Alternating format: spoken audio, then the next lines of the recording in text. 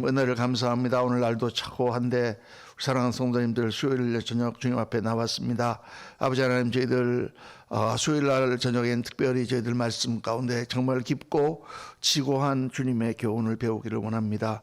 산상보훈을 저희들 묵상하면서 아버지 하나님, 저희들 그냥 막연하게 지식적으로 그런 내용이 있다라는 것을 아는 것이 아니라 정말 우리가 그렇게 변화되고 정말 그렇게 주님 기뻐하시는 모습으로 저희들 한 걸음 한 걸음 나아가는 그러한 그리스도인이 될 수 있도록 하나님 도와주시고 참된 제자의 삶을 살아가는 저희들 되도록 하나님 붙들어 주시기를 간절히 빌고 원합니다.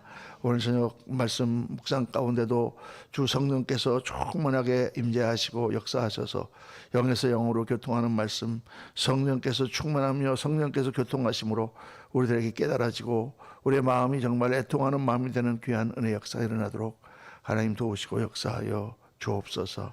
이 한 시간 주 성령님께 온전히 모든 것을 의탁드리오며 우리 구주 예수 그리스도 이름으로 기도하옵나이다. 아멘, 아멘, 아멘, 아멘. 할렐루야. 이 시간 우리 오늘 말씀은 애통하는 자, 우리 산상보훈 우리 세 번째 시간입니다. 우리 말씀을 5장 마태복음 5장 1절부터 4절까지 우리 다 한 목소리로 같이 한번 읽어보겠습니다. 예수께서 무리를 보시고 산에 올라가 앉으시니 제자들이 나온지라 입을 열어 가르쳐 이르시되 심령이 가난한 자는 복이 있나니 천국이 그들의 것이며 애통하는 자는 복이 있나니 그들이 위로를 받을 것이며. 아멘.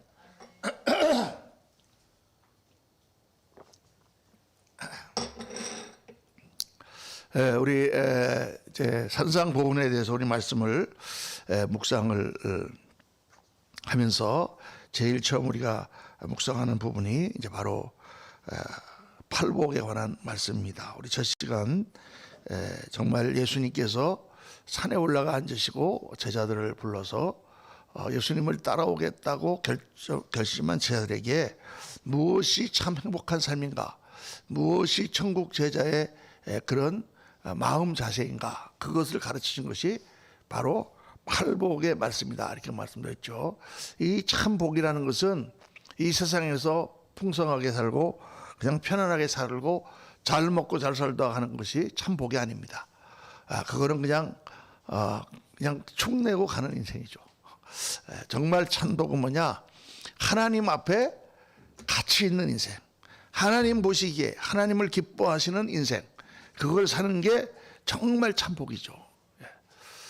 그러니까 우리가 뭐 다 아이고 나는 뭐 선교사 같은 거는 못 나가 이렇게 다 얘기를 하지만은 선교사로 나가신 분들은 왜 그게 나가시는 거예요? 왜 거기 나가서 고생하면서 그 입에도 맞지 않는 음식 먹고 냄새나는 사람들과 함께 뒹굴면서 왜 그걸 하는 거예요? 그게 하나님이 자기를 부르셨고 하나님이 가장 기뻐하시는 그런 일이기 때문에 그렇게 하는 거죠. 그게 가장 가치 있는 인생을 사는 것이다, 그 말이죠. 그래서 우리가 이 복에 대해서 우리가 그리심산에 축복을 선포하라 이렇게 우리 새표를 붙이고 나갈 때 이 복이라는 거는 그냥 무조건 돈이 많고 편안하고 그냥 건강하고 그냥 애들 잘 되고 이렇게만 하는 것이, 물론 그렇게 돼야죠. 우리가 그렇게 되고 그런 하나님의 은총을 이 땅에서도 받아야 됩니다. 그게 잘못됐다는 게 아닌데 그렇게 하나님께 받은 그러한 축복, 때로는 어떤 사람들은 그런 축복 정도가 아니라 그런 이 세상에 허접한 그런 행복이 아니라 하나님의 영광을 위해서 고난을 뚫고 들어가서 그 일을 할 때 더 큰 보람을 느끼고 더 큰 가치, 더 큰 영광 가운데 나아가는 것이죠. 그러니까 사람마다 수준이 다 다르지만, 그런데 중요한 것은 그 받은 모든 복을 가지고 하나님 기뻐하시는 삶, 정말 가치 있는 인생을 사는 것이다. 그게 우리가 진짜 받는 복이다는 것이죠. 그게 이제 팔복의 말씀.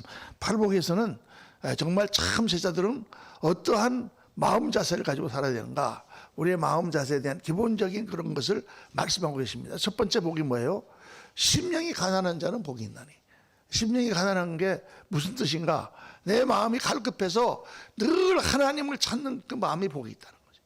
하나님을 갈급해하고 하나님을 만나고 하나님께 예배하고 하나님께 기도하며 하나님께 나아가는, 그게 늘 나를 만족시키고 그게 좋은 것이다.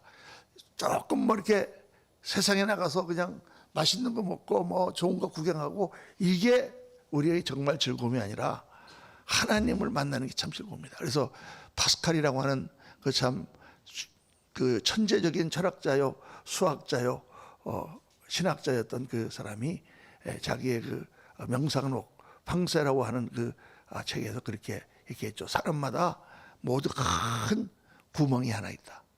그런데 그 구멍은 아무 것을 채워도 채울 수가 없고 오직 하나님만이 채울 수 있는 그 하나님만한 구멍이다. 이렇게 이야기를 했습니다. 이 세상의 모든 것을 다 해봐도 그것은 잠깐 우리를 육신적인 만족을 줄 뿐이지 정말 참 우리에게 만족을 주지 못합니다. 그래서 그 하나님을 갈급해하고 하나님을 사모하며 하나님께 예배를 드리며 하나님께 나아가는 것을 기뻐하며 그렇게 갈급해하는 자가 복 있는 자다. 그 자가 하나님의 뜻을 알고 하나님의 심정을 알고 또 하나님의 그 계획을 알아서 하나님이 원하시는 일을 해드리는 인생을 살 수 있는 사람이다. 하나님의 일을 하려고 하는 사람이 하나님이 뭘 원하시는지도 모르고 그냥 무턱대고 일하면 되겠습니까? 분명한 목적과 분명한 방향을 가지려면 하나님과 깊이 교통하는 자리 된다. 두 번째 주님 말씀하시기를 애통하는 자는 복이 있나니 그들이 위로를 받을 것이며 이렇게 말씀합니다. 애통하는 자는 복이 있나니. 그래서 애통이라는 것은 애라는 것은 슬퍼하는 애도한다. 뭐 그런 말이죠. 슬퍼하다. 통이라는 것은 아프다는 뜻입니다. 가슴이 아프도록 슬퍼한다. 그 민망하다라고 하는 말이 있는데 예수님이 그 오는 무리들을 보시고 민망히 여기사, 민망이라는 말을 요즘 말로 바꿔서 불쌍히 여기사 이렇게 그냥 표현해 놨는데 그건 단순히 그냥 불쌍히 여기사라는 뜻이 아닙니다. 그 민망하다라는 말의 원어는 창자가 끊어진다, 창자가 뒤틀어진다 그런 뜻이에요. 그러니까 우리가 옛날에 뭐 애간장이 탄다 막 이렇게 말하지 않습니까?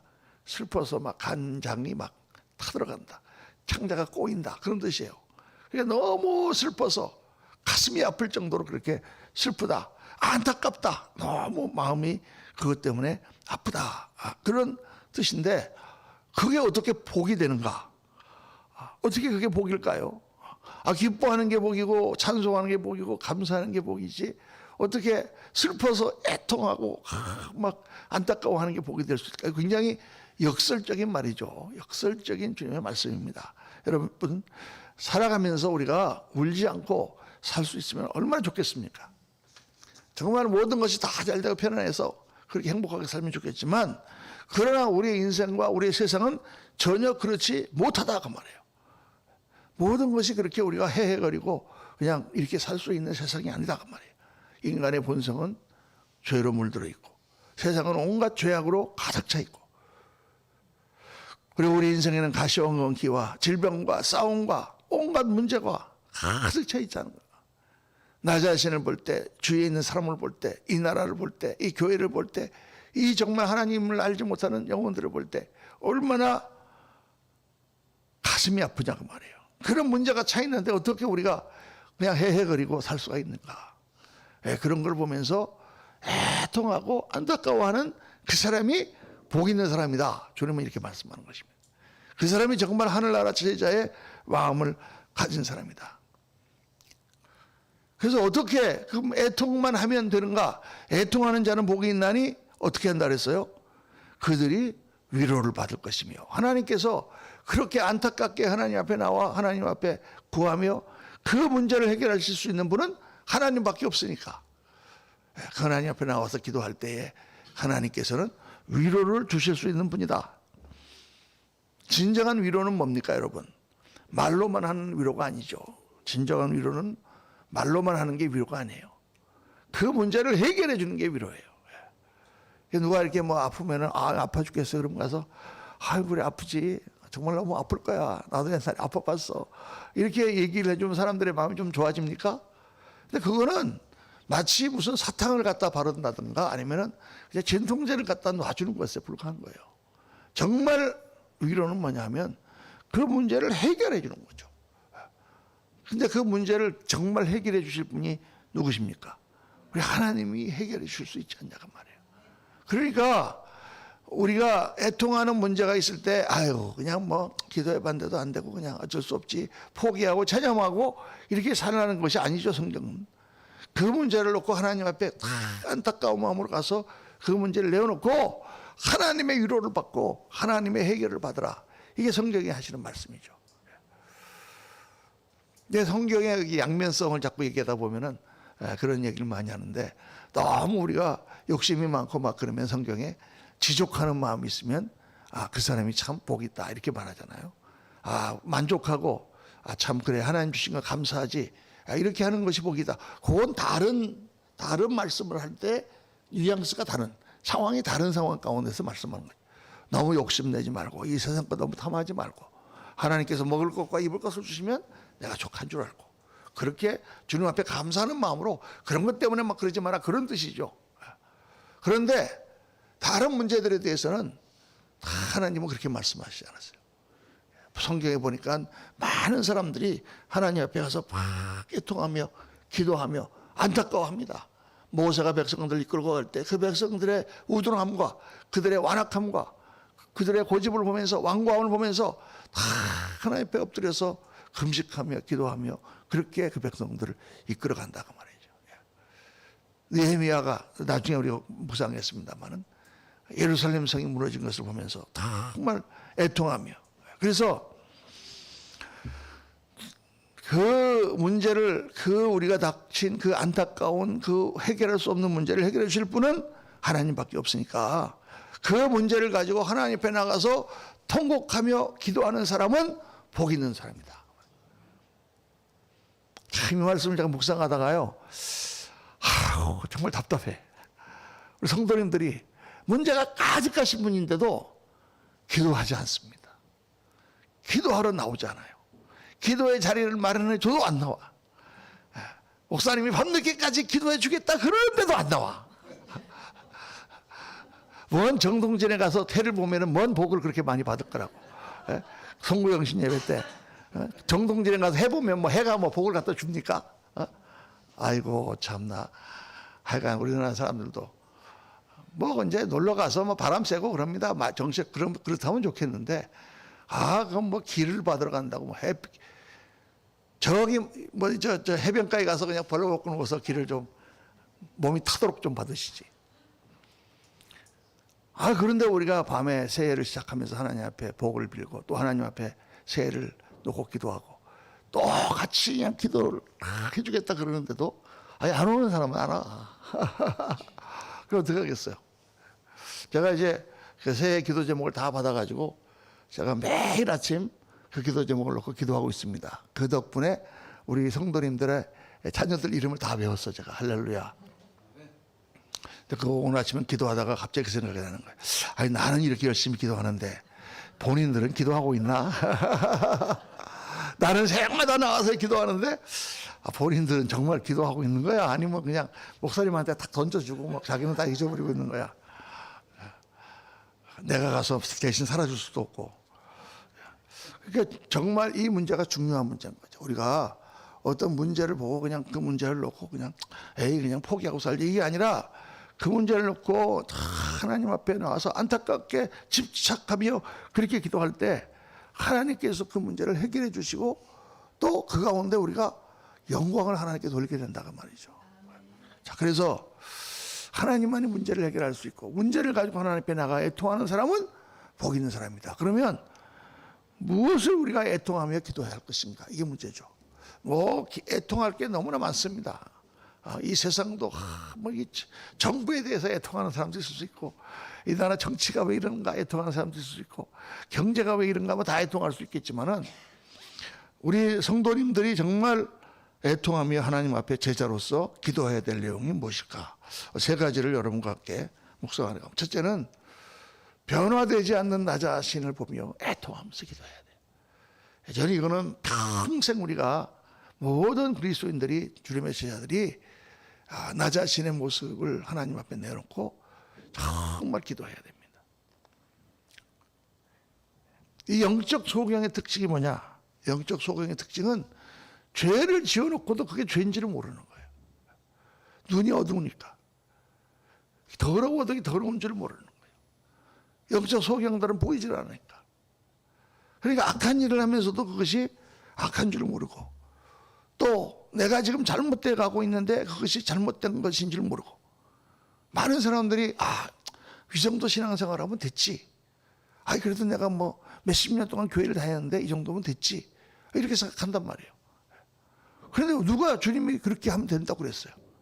예수님 오셨을 때 제일 야단 맞고 제일 주님 앞에 정말 추상같이 그렇게 호령을 당했던 사람들이 바로 바리새인들이잖아요. 바리새인들은 요즘 말로 말하면 제일 교회 잘 다니는 사람들이에요. 제일 교회에 오래 다니고 아주 교회에서 따지고 교회에서 아주 지도적인 역할을 하는 사람들이 바리새인들이에요. 그런데 주님께서는 뭐라고 말씀하십니까? 너희가 겉모양은 회칠한 무덤처럼 번드르르하게 집을 지어놨는데 그 안에는 썩어서 송장 냄새가 나는 그런 신앙이다. 너희는 겉모양은 사람들을 보기에 다 아주 율법적으로 바른 것 같지만 너희 안에는 하나님을 사랑하는 마음이었고, 하나님의 뜻을 깨달으려고 하는 마음이었고, 사람들을 사랑하는 마음이었고, 사람들을 용서하는 마음이었고, 하나님의 그 뜻을 이루려고 하는 마음이 너희는 없다. 너희는 너희 자신도 소경이고 다른 사람까지 끌고 가서 넘어지게 하는 소경이다. 이렇게 주님 말씀하시잖아요. 정말 우리가 하나님 앞에 나 자신을 내어놓고 보면, 제가 한번 이렇게 책을 읽다가 너무 은혜를 받은 사람이 있는데, 그게 데이빗 브레이너드라고 하는 사람이에요. 데이빗 브레이너드라고 하는 선교사인데 1800년대 초에 그 서부를 막 개척하고 할 때 이 데이빗 브레이너드라고 하는 사람이 인디안들, 미주의 원주민들을 쭉 전도하다니면서 많은 마을을 다니면서 전도했던 전도자예요. 이 사람은 29살에 죽었습니다. 30이 되기 전에 죽었어요. 그런데 다 다니면서 그렇게 기도하면서 매일같이 그 사람이 자기의 그 영적인 일기를 쭉 써가지고 그 일기가 내려오는 거예요, 사람들에게. 그런데 그 데이빗 브레이너드가 어느 날 쓴 글에 이렇게 돼 있어요. 내 마음이 너무나 아파서 녹아내린다. 내 안에 이 더러움과 너무 하나님 앞에 부끄러움을 내가 어떻게 하면 좋을지 알지 못하겠다. 어제 충격을 받았어, 제가. 아니, 데이빗 브레이너드가 이렇게 말하면 나는 어떤가? 정말 이게 우리가 갖고 있는 죄성이나 내 마음에 있는 모든 악한 것들이나 이런 것들을 정말 보지 못하는 거예요, 여러분. 이 쓰레기가 잔뜩 있는 곳에 종이 하나 버려도 별로 더럽지 않습니다. 지금 이 벽에 막 누가 낙서를 딥다 해놨어. 그런데 내가 가서 볼펜으로 그냥 조그맣게 내 이름 써놓고 한다고 해도 하나도 티가 안 납니다. 그런데 이렇게 깨끗한데 누가 가서 지금 점을 하나 딱 찍어보세요. 지나갈 때마다 그것만 보이잖아. 주님 앞에 깨끗할수록 더 죄가 드러난다는 걸 깨달았어요, 제가. 내가 애통하며 매일 회개하지 않는 것은 내가 마음이 더러워서 그렇구나. 그러니까 우리가 정말 내가 예수 믿는 사람으로 내가 생각하는 거, 내가 말하는 거, 나의 삶을 주님 앞에 갈 때까지 정말 아름답고 거룩하게 바꾸고 변화되어야 되는데, 그거에 대해서 우리가 애통하지 않는다는 거예요. 내가 지금 잠깐 돈을 잃어버렸다거나, 돈을 100만 원 잃어버렸다거나, 어디 갔는데 누가 나를 무시하는 그런 말을 했다 그러면 다 화가 나서 두고두고 잠을 자지 못할 거야, 아마. 그러면서도 내가 하나님 앞에 죄를 범하거나 그런 거를 한 거에 대해서는 별로 그렇게 잠을 자지 못하지 않는다고 말이에요. 우리가 너무 편안한 거예요. 그래서 애통하는 마음이 있어야 우리가 그리스도를 닮아갈 수가 있습니다. 애통하는 마음이 없으면 그리스도를 닮아갈 수가 없어요. 이 성결에 대한 갈급함, 하나님에 대한 갈망 다음으로 그 하나님 앞에서 나 자신을 다 내려놓고 하나님 앞에 기도하고 하나님 앞에 엎드리는 그 사람이 주님 앞에 가까이 하는 거예요. 그래서 여러분, 사도 바울과 같은 그런 위대한 성자가 뭐라고 고백했습니까? 오라, 나는 공고한 사람이로다. 이 사망의 몸에서 누가 나를 건져내랴. 이 로마서를 보고 갈라디아서를 보면 사도 바울의 자기가 정말 선을 행하려고 하나 내 속에 육신의 법이 있어 나를 자꾸 잡아꾼다고 말씀하고 있어요. 사도 바울과 같은 사람이 저렇게 고백했는데 우리는 뭐 거기에 비하면 뭐 그렇지 않습니까? 그래서 정말 우리가 주님 앞에 이게 우리 한 사람 한 사람이 정말 거룩하게 변하는 것도 그렇지만 내가 예를 들어서 신앙생활을 하고 내가 뭐를 끊지 못한다거나 내가 지금 뭐를 이렇게 그런 습관이 있다거나 그러면 주님 앞에 정말 몸부림치며 결사적으로 매달려서 그 문제를 해결해야 되는 거죠. 그러면서 주님 앞에 나 자신을 쳐서 복종시키고 그렇게 나가는 사람이 착한 제자입니다. 주님 앞에 갔을 때 가장 우리가 주님께서 나를 평가하시는 가장 중요한 부분은 얼마나 내가 주님의 인격을 담고 얼마나 그리스도인이 됐는가 하는 그건 거예요. 자, 여러분 한번 깊이 오늘 집에 가셔서 하나님께 기도하시면서 스스로를 돌아보고 주님 내가 이렇게 뭐 대충 이 정도 하면 되겠지라고 생각하고 살지 않도록 도와주시고 정말 주님의 그 마음과 또 주님의 그 모습을 닮아가는 제자가 되게 도와주옵소서. 두 번째로 중요한 것은 내 삶의 무너진 부분을 보면서 애통하며 기도해야 된다는 거죠. 저는 이게 참 중요하다고 생각합니다. 우리의 삶을 내가 예수님을 믿고 그 전까지는 이 모양 저 모양으로 우리가 막 무너지고 우리가 정말 마음이 아파서 하나님 앞에 나와서 하나님 앞에 기도했어. 그래가지고 우리가 하나님을 만나고 그렇게 됐는데 이제 우리가 하나님을 만나고 예수님이 내 안에 계셨으면은 우리 삶 속에 무너진 부분들이 다 수축이 되고 상처받았던 부분들이 다 치료를 받고 회복이 돼야 되잖아요. 이게 주님 안에서 중요한 거거든요. 우리가 천국 죽어서 천국 가서 하나님 안에서 영원한 천국을 누릴 뿐만 아니라 이 땅에서 살아가는 삶 속에서도 하나님의 회복의 역사가 나타나고 하나님 나라가 나타나야 된단 말이에요. 내가 옛날에 뭐 잘못해서 그랬던 것도 있고 또 그렇지 않았던 것도 있고 여러 가지로 해서 상처받고 하는 그런 부분도 있고 이런 모든 우리 삶의 무너진 부분들이 예수님 안에서 완전히 회복돼야 되는 것이죠. 그래서 그 하나님의 살아계신 흔적이 임재하신 흔적이 우리 가운데 나타나야 된다. 근데 왜 우리 삶의 무너진 부분들이 회복되지 않는 것인가? 그걸 놓고 여러분 애통하며 기도해야 돼요. 우리 작년 말에 다 내신 기도 제목 가운데 우리 성도님들의 소원들이 다 있어요. 대부분의 이제 그 기도 제목들이 다 그런 거예요. 우리 삶의 무너진 부분들, 부족한 부분들, 해결해야 될 부분들 하나님 도와주세요 하고 기도하는 내용이에요. 그게 정말 저도 간절히 기도하고 있잖아요. 그걸 놓고 정말 계속 기도해야 돼요. 될 때까지 하나님 정말 기도를 해야 돼요. 여러분 제가 한번 옛날에 그런 말씀을 여러 번 드렸습니다만은 제가 동네 밖에 다니다가 초등학교 6학년 때 우리 어머니가 잠시 정신이 나가가지고 저를 사립학교에 보냈단 말이에요. 제가 합격해갖고. 그래갖고 사립학교를 갔는데 처음 가니까 학생 평가 시험을 다 보는 거예요.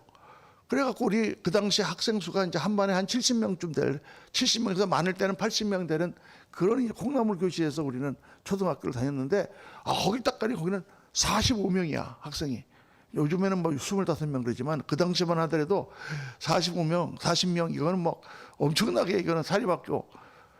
그런데 막 다 청부에서 공부 잘하는 애들만 왔을 거 아니에요. 그냥 시험을 딱 봤는데 내가 45명 중에 30 몇 등이야.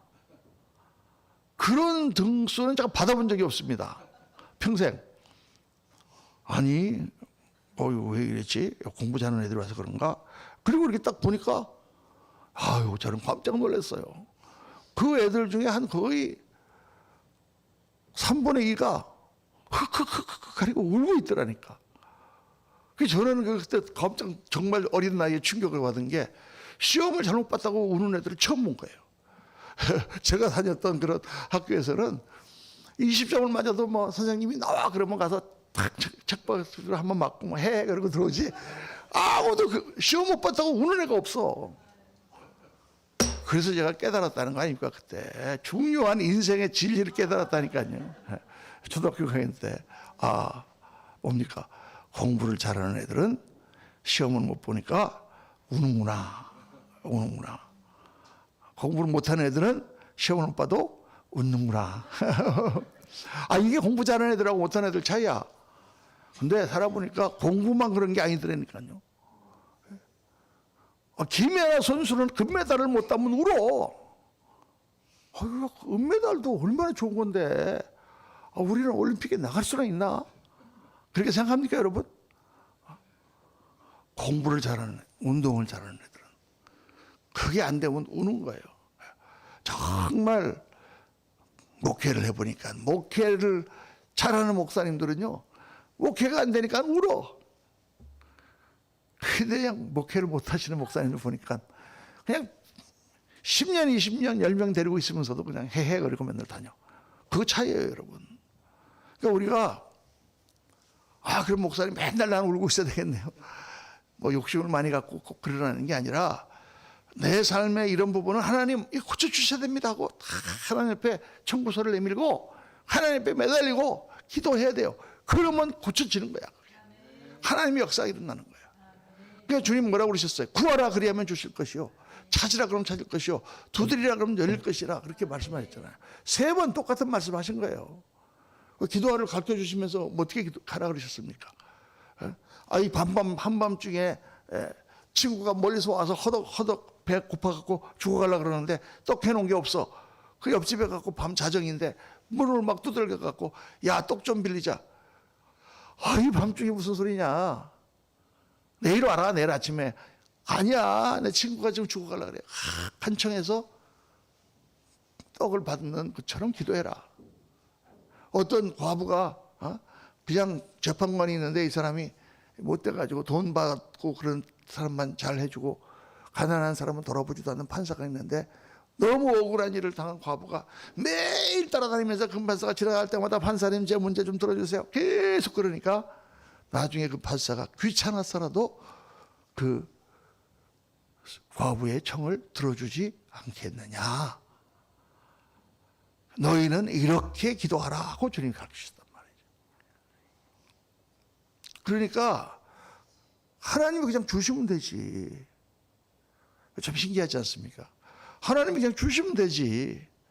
근데 하나님은 그렇게 하지 아니하시고 간절한 마음이 우리가 있어서 하나님 앞에 나가서 간구할 때 하나님은 주시기를 기뻐하신단 말이에요. 이게 참 중요한 거예요, 신앙생활. 그래서 우리 성도님들이 다 이렇게 정말 갈급한 마음을 가지고 하나님의 그 꿈도 마찬가지죠.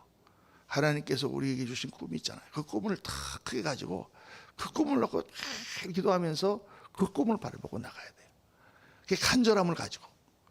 되면 좋고 안 되면 좋고 뭐 복권 하나 사가지고 뭐 되면 좋고 뭐 안 돼도 뭐 돈처럼 나갔는데 뭐 이렇게 생각하는 식으로 기도하면 안 되고, 정말 하나님 내가 정말 내 인생 한번 살면서 이렇게 하나님 쓰임 받고 싶습니다 하고 간절하게 하나님께 기도하며 나갈 때 그 역사가 이루어지지, 안 그러면 안 된단 말이에요.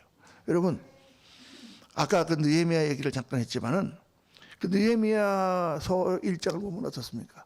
느헤미야가 페르시아가 이제 바뀌고 나서 이스라엘 백성들이 다 이제 돌아가지 않는 그런 유대인들 중에서 똑똑한 애들을 이렇게 뽑아가지고 이제 그 유대인들이 발탁이 돼서 올라가다 보니까 느헤미야가 높은 자리까지 올라갔어요. 어디까지 올라갔습니까? 술 맡은 관원자까지 올라갔어요. 술 맡은 관원은 지금 같으면 비서실장 또는 경호실장 같은 자리예요. 왕이 마시는 모든 포도주를 미리 시험해보고 독이 있나 없나를 살펴보고 그리고 왕을 모시는 사람이에요. 가장 신임하는 사람에게 술 맡은 관원과 떡 맡은 관원을 맡기는 거죠. 그런데 어느 날 하냐나라고 하는 그 유대인이 하나가 찾아오잖아요. 와가지고는 이 고관이 된 유대인 느헤미야를 만나는데 느헤미야는 벌써 한 3대에서 4대가 지난 포로로 잡혀와서 그렇게 지난 후의 사람이에요. 느헤미야는 사실 고국말이고 뭐고 다 잊어버린 그런 상황이야. 한 번도 가본 적이 없어, 유대 땅에. 말로만, 가르침으로만 들었지. 우리 조상이 유대 나라고 많은 분들이 거기 가 있다는 것만 들었지. 근데 거기 와가지고 그 사람이 우리가 지금 거기서 성을 재건하려고 하는데 예루살렘 성이 다 회파가 돼서 성벽이 무너지니까 이방인들이 뻔질나게 들어와서 우리를 약탈해가고 막 그러는데 사람들이 그 재건을 하지 못하고 있다. 이 말을 들으니까 느헤미야가 어떻게 했습니까? 느헤미야가 가서 말씀 보니까 통곡하며 내가 이 말을 듣고 앉아서 울고 수일 동안 슬퍼하며 하나님 앞에 금식하며 기도했다. 느헤미야가 아니 지금 그 잡혀온 포로들 중에서 제일 높은 자리에 올라가서 지금 호의호식하면서 살고 있는데 자기 동족 돌아간 그 옛날 자기 고향에 성벽이 무너진 게 뭔 상관입니까? 그런데 느헤미야에게 하나님께서 그 마음을 주셨고 그래서 그것 때문에 울며 금식하고 통곡하며 그때 하나님께서 느헤미야를 술 맡은 관으로 알립니다. 그러니까 느헤미야가요 몇 개월을 그거를 기도하면서 기다립니다. 기다렸다가 어느 날 왕 앞에 딱 나가서 술을 따라드리다가 얼굴에 근심하는 표정을 탁 짓는 거예요. 그때는 왕 앞에 근심하는 표정을 지면 죽습니다. 어디 왕 앞에 인상을 찌푸려. 어디 왕 앞에서는 항상 웃어야 돼. 기분 나쁜 일 있어도. 인상을 찌푸리는 것 자체가 왕이 인상을 딱 수색을 하니까 왕이 물어보는 거예요. 하나님 은혜를 베푸셔서. 느헤미야, 너 뭐 무슨 일이 있냐? 왜 오늘 이렇게 얼굴에 수심이 가득하냐? 그 느헤미야가 그때 이 말을 하는 거예요. 지금 저는 가본 적이 없지만 우리 조상들의 고향인 예루살렘 성에 성이 무너져서 거기에 도둑들이 막 들어오고 사람들이 살 수가 없다고 합니다. 그것 때문에 제가 너무 마음이 아픕니다. 그러니까 그딴 거 갖고 화를 내? 그러면 느헤미야는 죽는 거야. 근데 느헤미야 그래 그럼 내가 너가 어떻게 좋은 적이냐?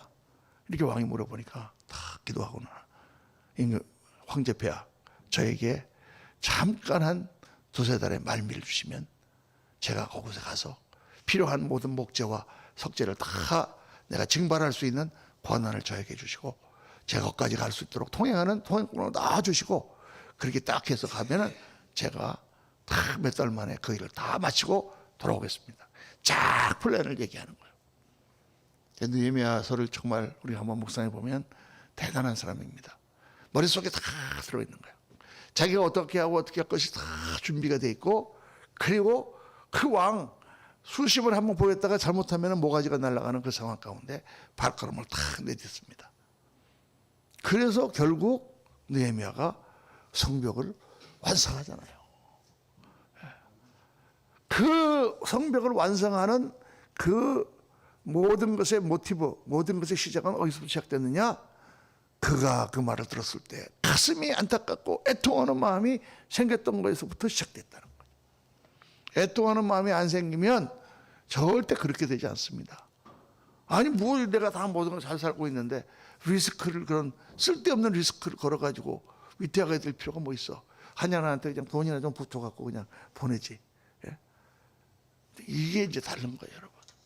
그래서 우리가 애통하는 마음이라는 건 사실 내 삶의 모든 것부터 시작해서 사실 모든 부분을 놓고 우리가 기도해야 돼요. 하나님 정말 이런 부분에서 나를 고쳐주세요. 이런 부분에서 나를 일으켜 주세요. 하나님은 우리의 모든 것을 다 용서하신다 그랬잖아요. 용서하셨으면 회복이 돼야지. 회복이 돼야지. 회복도 안 됐는데 뭐 용서만 받으면 뭐해. 그래서 여러분 가정을 위해서 자녀를 위해서 경제적인 문제를 위해서 무너진 관계들을 위해서 다 이거를 매일 정말 하나님 앞에 나와서 간과하며 기도하세요. 그렇게 얼마나 간절한 마음으로 하나님 앞에 나오느냐에 따라서 여러분들이 그 문제를 해결할 수 있느냐 없느냐가 결정되는 거죠. 이게 중요합니다, 여러분. 그냥 되는 게 아니에요. 그냥 거저 되는 게 아니라니까.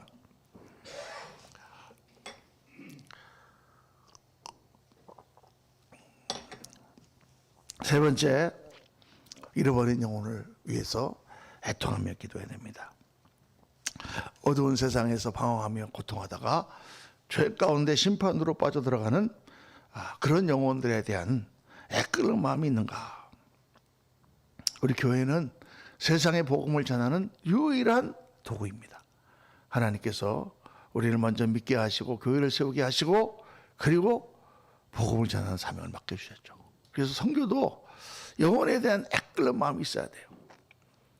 거기 정말 인도에 정말 가보지는 않았지만 정말 어리석은 백성들, 힌두교 같은 걸 아직도 믿고 있고, 이 시대에 지금 사성제도, 카스트제도가 있고 불가촉 천민들이 있고, 그런 세상이 어디 있습니까 지금?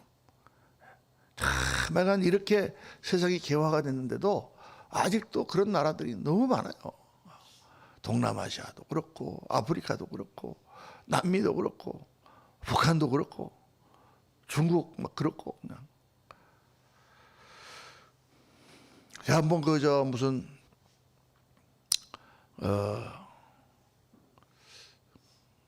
그게 아마 시리즈 중에 하나일 거예요. 차마고도 시리즈 중에 하나일 것 같아요. 그런데 거기에 한 편 5분가 돼 있는데 그 중에 하나에 보니까 티베트에 사는 사람들인데, 그 사람들은 평생 한번 도성 티베트의 아주 굉장히 좋은 성 있잖아요. 뭡니까 절인데 사원인데 뭐 아주 잘 돼 있는 사원이 있어요. 그 사원까지 기어서 가는 거야. 기어서 가서 그 사원에 도착하는 게 평생 해야 되는 그런 순례의 길이에요. 그래서 그거를 내가 하겠다 이렇게 마음을 먹으면 옆에 사람들이, 한 사람이 식량을 끌고 가고 또 한 사람은 깃발을 들고 가고 또 한 사람은 옆에서 막 이렇게 가고 서너 사람이 팀이 돼갖고 그 몇 사람이 계속 그러니까 가다가 절하고 또 가서 또 절하고 또 가서 절하고, 삼보일배 정도가 아니라 이거는 계속 기어가면서, 삼보일배지 말하자면 그러니까 무릎을 많이 꿇으니까 무릎이 다 휘잖아요.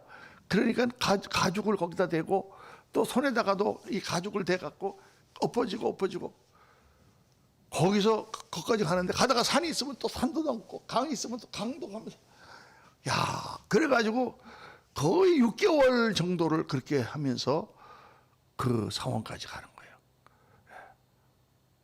정신 나간 사람들 아닙니까? 아니, 나는 그걸 보면서 아유, 정신이 나가도 보통 나가는 게 아니죠. 이 가죽이 그냥 몇 개가 달아가지고 다 헐어서 옆에서 가죽들을 계속 또 따라 같이 붙이고, 신발도 몇 개가 달아갖고 신발을 붙이면서 그러는 거예요. 정말 안타까운 영혼들이 너무나 많은 거죠.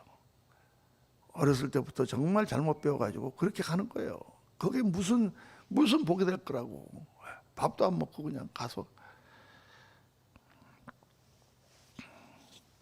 오늘도 여러분, 마른 뼈가 뒤덮인 에스겔의 골짜기를 우리가 봐야 됩니다. 그 영혼들을 보면서 우리가 정말 열심히 전도해야 되겠다. 엊그저께 우리가 전도 훈련도 받았습니다마는 나사로의 무덤 앞에서 예수님 우셨습니다. 성경에 가장 짧은 절이 바로 이 절이거든요. 예수께서 우셨더라. Jesus wept. 예수님이 우셨어요. 왜 우셨습니까? 이 사망과 이 질병과 이 고통당하는 그 인생들을 보면서 예수님의 마음에 딱 뜨거운 게 올라오셔서 우셨어요. 그래서 예수님 어떻게 하십니까? 십자가를 지셨잖아요. 십자가의 보혈. 십자가의 보혈만이 그들을 해방시키는 능력이 되는 것입니다. 우리 아까 찬송 이렇게 불렀는데, 예수님의 보혈이 들어올 때 모든 것이 휘어지고 깨끗해지는 것이죠. 예수님의 십자가만이 그 영혼들을 구원하실 수가 있습니다. 그래서 우리가 그 십자가를 붙들고 나가야 돼요. 여러분, 결론 말씀은, 하나님은 오늘 말씀의 결론은 하나님은 안타까운 마음을 찾으신다. 그러니까 내가 지금 기도 제목을 내고 이렇게 내가 올해는 내가 이렇게 한번 해보고 싶습니다. 그러면 안타까운 마음을 가지고 하나님 옆에 나오세요. 다른 거 갖고 막 잠이 안 오고 막 다른 거 갖고 무슨 뭐 이럴 게 아니라 이 문제를 생각하니까 내 마음이 늘 하나님 앞에 갈급하고 내 마음에 안타까움이 있습니다. 그렇게 좀 여러분 한번 하나님 앞에 한번 매달려 보시기 바랍니다. 그 안타까움이 없으면 우리가 변화도 되지 않고 쓰임받지도 못합니다. 하나님은 그 마음에 안타까움이 있는 사람들을 찾으세요. 오늘 우리가 신앙생활 하면서 조금 신앙생활하고 이제 교회랑 뭐 다 그런 대로 문제 해결되고 좀 편안한 것 같고 하면 금세 우리 마음이 나태하게 되고 금방 우리가 현실에 안주하려고 하는 생각합니다. 그게 이제 우리를 무너뜨리려고 하는 사탄 마귀의 첫 번째 술책이다, 저는 이렇게 생각합니다. 아직도 해야 될 일이 많고 아직도 우리가 고쳐야 될 부분이 많고 아직도 응답해야 될 부분이 많은데 하나님, 내가 그 자리로 나가기를 원합니다. 정말 여러분 안타까움을 가지고 애통하는 마음으로 하나님 앞에 매달리며 우선 나 자신의 문제부터 시작해서 하나님의 임재가 있고 하나님의 능력이 있고 하나님의 회복의 역사가 있도록 하나님 도와주옵소서. 이렇게 애통하며 주님 앞에 나가서 정말 하나님 기뻐하시는 그런 모습으로 변화되고 쓰임받는 저와 여러분 되시기를 예수님 이름으로 축원합니다. 이 시간 우리 같이 한번 통속으로 한번 같이 기도하겠습니다. 기도하실 때 아버지 하나님, 정말 이런 것이 고쳐지고 그래야 되는데 왜 내 마음에 안타까움이 없습니까? 마음은 안타까운데 왜 하나님 앞에 나와서 내가 기도하지 않습니까? 내가 왜 속으로만 끓이고 있고 정말 살아계신 주님 앞에 내가 그 문제를 내놓지 않습니까? 정말 여러분, 그게 우리들의 문제입니다. 우리가 조금 신앙생활을 했다고 해서 내가 왜 이렇게 현실에 안주하고 정말 나의 부족함과 나의 모든 것들을 하나님 앞에 더 내놓고 주님 앞에 가까이 나가지 않습니까? 하나님, 불쌍히 여겨 주옵소서. 우리 간절히 기도하시고 우리의 모든 무너진 부분들을 하나님 회복시켜 주옵소서. 정말 우리가 그렇게 주님 앞에 나가기를 원합니다. 간절히 하나님 앞에 나가기로 결단하시는 이 시간 되기를 원합니다. 다 같이 주여 한번 부르짖고 우리 통성으로 기도합니다. 주여, 할렐루야, 할렐루야. 아버지 하나님 도와주시옵소서. 역사하여 주옵소서. 아버지 하나님, 저희가 아버지 하나님 이제 아버지 하나님 모든 것을 이루고 아버지 하나님 이제는 그만두고 아버지 하나님 모든 것을 안주하려고 하는 그런 생각이 우리 가운데 얼마나 많이 일어납니까? 아버지 하나님, 조금 됐다 싶으면 우리의 마음 다시 느슨해지고 하나님에게 매달리지 아니하고 세상적인 방법으로 무엇을 해본다 한들 어떻게 그것이 이루어질 수 있겠습니까? 아버지 하나님, 저희를 불쌍히 여겨 주옵소서. 아버지 하나님, 저희를 불쌍히 여겨 주옵소서. 아버지 하나님, 저희의 마음을 붙들어 주시고 저희에게 안타까운 마음을 주옵소서. 우리 안에 많은 기도 제목들이 있습니다. 그 기도 제목들을 하나님 이루어 주시고 하나님 역사하여 주시기를 간절히 기원합니다. 아버지 하나님, 저희들 주님 앞에 아버지 하나님 나 자신의 모습을 더 내어놓고 더 기도하며 더 아름답고 더 복된 모습으로 변화될 수 있도록 하나님 도와주시고 역사하여 주시기를 원합니다. 성령님, 저희가 말에 많이 부족합니다. 우리의 생각이 많이 부족합니다. 우리들의 행실이 많이 부족합니다. 아버지, 우리가 더 하나님 앞에 헌신되지 못합니다. 더 하나님 앞에 우리가 아버지 하나님 게으릅니다. 아버지 하나님, 우리가 나태해졌습니다. 마음이 아버지 하나님 많이 연약해졌습니다. 하나님이여, 아버지 하나님, 우리의 신앙을 하나님 다시 한번 붙들어주시고 우리 아버지 부러진 부분을 다시 일깨주시며 아버지 하나님, 우리가 아버지 기도해야 할 것과 마땅히 응답받아야 될 모든 것들을 내놓고 하나님 앞에 간절히 기도하며 간구하며 주님 앞에 나아가는 저희를 되도록 아버지 하나님 역사하여 주시기를 간절히 원합니다. 성령님 역사하여 주옵소서. 하나님 은혜 베풀어 주옵소서. 아버지 하나님 도와주시기를 간절히 원합니다. 성령님, 아버지 하나님, 잃어버린 영혼이 주위 얼마나 많이 있습니까? 안타까운 마음을 가지고 그들을 바라보며 아버지 그들을 주님 앞으로 인도하는 저희를 될 수 있도록 하나님 도와주시고 역사하여 주옵소서. 아버지 하나님, 그렇게 전도의 마음이 일고 그 마음이 갈급한 마음이 아버지 하나님이 우리 교회를 아버지 하나님 휘감고 하나님이여, 정말 아버님 그 마음으로 주님 앞에 나와 하나님 앞에 매달리는 저희를 되도록 하나님 도우시고 역사하여 주시기를 간절히 원합니다. 오 성령님, 붙들어 주시옵소서. 역사하여 주시옵소서. 할렐루야, 할렐루야. 아버지 하나님, 저희들의 문제가 무엇입니까? 갈급한 마음이 없습니다. 안타까운 마음이 없습니다. 아버지 하나님, 기도 제목도 저희들 냈지만 아버지 하나님, 그 기도 제목을 놓고 기도한다고 하면서도 우리 마음에 급박한 마음이 없습니다. 긴박하지 아니하고 그저 하나님이 해주시겠지 하는 느긋한 마음으로 그렇게 기다릴 때가 얼마나 많습니까? 아버지 하나님, 저희들이 정말 부족한 부분이 얼마나 많은지 알 수 없습니다. 우리들의 말이나 우리들의 생각이나 우리들의 신앙, 우리들의 믿음, 정말 한때 정말 주님의 은혜 가운데 저희들 뜨겁게 주님 신앙생활을 했지만 오늘날 얼마나 느슨해진 부분들이 많습니까? 저희들 스스로를 돌아보며 주님 앞에 나 자신을 내려놓고 정말 내가 너 하나님 앞에 왜 더 거룩하고 아름답게 되지 못하는가? 주님 앞에 몸부림치며 기도하는 저희 한 사람 한 사람 되게 도와주시고 우리의 모든 죄의 모양들을 주님 앞에 온전히 내려놓고 주님 앞에 정결함을 받고 다시 새롭게 되는 귀한 은혜 역사에 일어나도록 도와주시기를 간절히 빌고 원합니다. 아버지 하나님, 우리 사랑하는 성도님들, 그 삶 속에 무너진 부분들이 얼마나 많습니까? 고통이 얼마나 많습니까? 아버지 하나님, 어려운 부분들이 얼마나 많습니까? 여러 가지 문제들, 아버지 하나님, 자녀의 문제, 건강의 문제, 우리들의 아버지 하나님 관계의 문제, 경제적인 문제, 아버지 하나님 사업의 문제, 모든 문제들이 아버지 하나님 우리 앞에 놓여 있지 않습니까? 주님 앞에 나와서 간구하고 기도하며 하나님을 붙드는 그런 믿음을 주시고, 아버지여, 그냥 막연하게 보고 있다가 그저 느슨하게 모든 것을 하는 것이 아니라 주님 앞에 정말 급박한 마음으로 한밤중에 친구에게 떡을 빌리러 가는 친구의 심정으로 주님 앞에 나아가 간구하며 기도하며 하나님의 역사를 체험하는 우리 성도님들 다 되게 도와주시고, 그로 말미암아 더 크고 귀한 일에 쓰임받는 우리 종들이 다 되도록 축복하여 주옵소서. 아버지 하나님, 우리 교회 안에 영혼을 사랑하는 마음이 더 불같이 일어나기를 원합니다. 아버지 예수를 알지 못하고 죽어가는 영혼 한 사람 한 사람들을 생각하며 날마다 우리 주위에 있는 사람들을 위해서 간절히 기도하고, 아버지여, 정말 하나님의 은혜가 그들에게 임하여 주님 앞에 다 나올 수 있도록 저희들 기도하면서 맡은 바 사명 감당해가는 저희를 되도록 주님 인도하여 주옵소서. 지금은 우리 구주 예수 그리스도의 무한하신 은혜와 우리 아버지 하나님의 영원하신 사랑과 성령님의 충만 교통 역사 축복하심이 오늘 주 앞에 나와 하나님의 말씀을 듣고 더 갈급하고 애통하는 마음으로 주님 앞에 나아가 우리의 모든 삶이 변화되고 우리 인격이 변화되고 우리의 모든 무너진 부분들이 회복되며 하나님 앞에 귀하게 쓰임받는 종이 되리라 결단하고 돌아가는 사랑하는 모든 주님의 존귀한 종들 머리 위에 지금부터 영원토록 함께 하시기를 간절히 축원하옵나이다. 아멘, 아멘, 아멘.